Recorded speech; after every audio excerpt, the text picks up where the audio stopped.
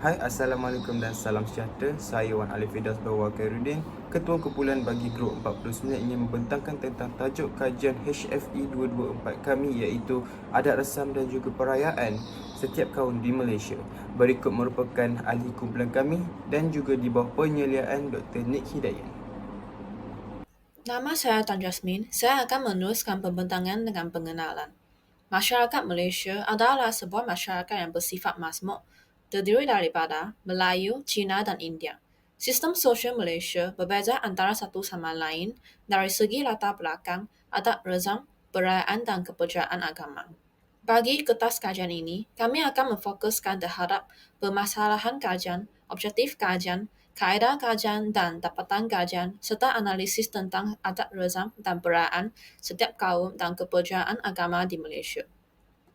Hai, Assalamualaikum. Nama saya Nur Hanizaika binti Muhammad Syarif. Saya akan mengupaskan tentang permasalahan kajian yang terdapat dalam adat resam perayaan yang berlaku di Malaysia.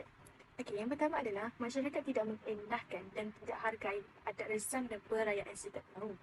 Contohnya, setiap perayaan adat resam mempunyai keunikan dan kekayaan yang mereka sendiri. Jadi, terdapat segelintir pihak yang menganggap benda itu adalah tidak perlu dirisaukan dan tidak perlu diamalkan.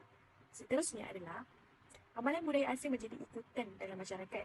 Khususnya generasi kini atau generasi anak muda kini, mereka lebih terjebak kepada perkembangan budaya asing yang tersebarnya di media sosial seperti Instagram, Facebook dan lain-lain lagi, menyebabkan perayaan dan adat resam sering diubahkan dan sering dilupakan. Seterusnya adalah sensitiviti kepentingan adat resam dan pelbagai perayaan beranggapan tidak penting untuk dijaga. Kesannya kat sini akan berlaku ketidakharmonian dan tidak berlaku keakraban sesama sendiri dalam baik mana pun dari segi keluarga, masyarakat. Di situ tidak berlakunya keharmonian dan tidak dapat berhasil untuk menjayakan sesuatu adat resam itu dan perayaan yang pelbagai jenis wujud di Malaysia ini. Itu sahaja daripada saya. Terima kasih.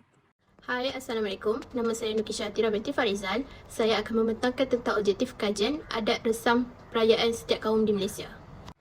Objektif kajian yang pertama ialah mengkaji adat resam perayaan setiap kaum dan kepercayaan agama di Malaysia. Yang kedua, mengenal pasti persepsi masyarakat setempat terhadap adat resam perayaan setiap kaum dan kepercayaan agama di Malaysia. Seterusnya, yang ketiga ialah mengenal pasti cara adat resam dan perayaan yang diamalkan dapat mengeratkan hubungan antara kaum di Malaysia. Yang keempat, mengenal pasti kesedaran dan pemahaman tentang nilai-nilai budaya yang kaya dan pelbagai di Malaysia.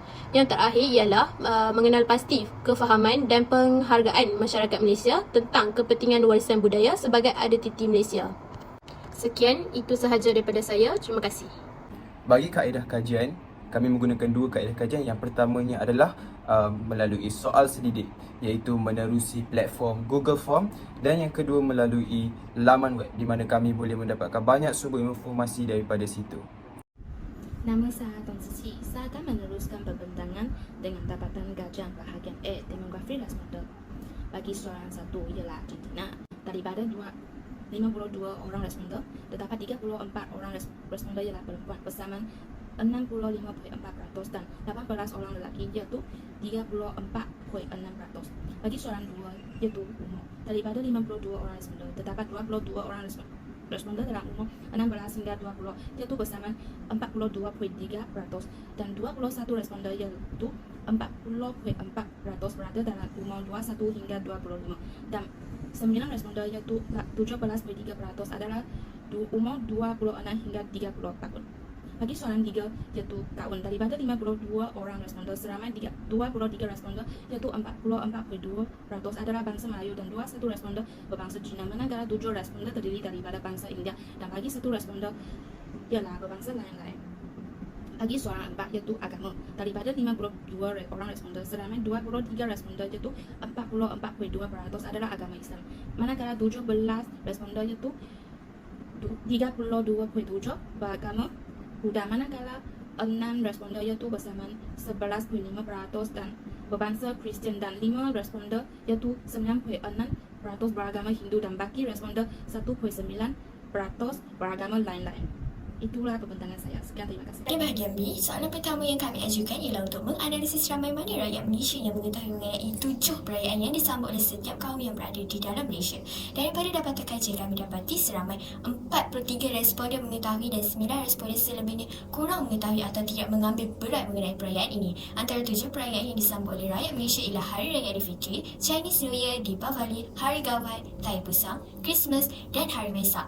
Rajah di bawah menunjukkan bukti daripada analisis kajian kami. Soalan kedua, adat resam yang diamalkan oleh wanita bersalin berbeza mengikut kaumnya. Daripada kenyataan di atas, kami juga menganalisis tahap pengetahuan rakyat Malaysia mengenai adat resam yang menunjukkan perbezaan bagi setiap kaum. Contohnya, kaum Cina tidak dibenarkan mandi air sejuk kerana mungkin masuk angin dan terpaksa bantang 40 hari manakala bagi masyarakat India yang bayi yang dilahirkan di hospital akan dibawa pulang ke rumah pada bulan hari ganjil.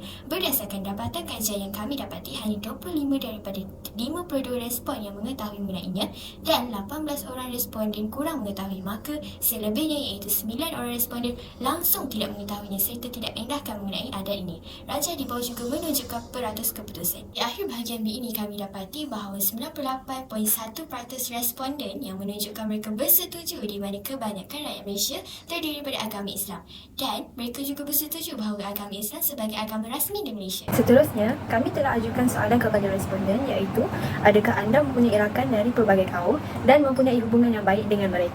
Berdasarkan hasil kajian, didapati sebanyak 94.2% iaitu seramai 49 orang responden yang menjawab ya, manakala lagi 5.8% iaitu seramai 3 orang responden menjawab tidak.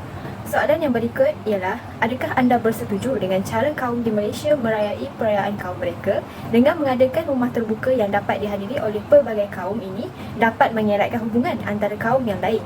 Seramai 33 orang responden bersetuju dengan cara ini dan didapati hanya seorang sahaja yang tidak bersetuju.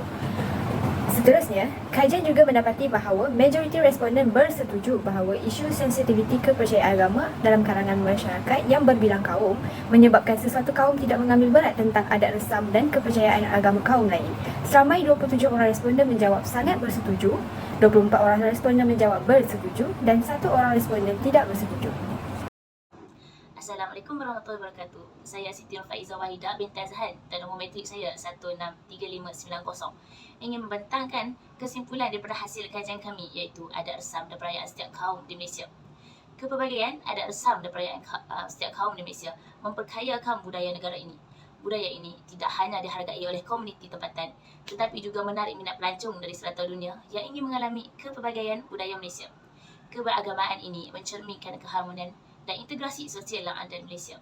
Secara tidak langsung, kepelbagaian adat resam dan perayaan di Malaysia ini disambut dan dihormati oleh kesemua masyarakat di Malaysia dengan baik tanpa mengira kaum dan bangsa antara satu sama lain.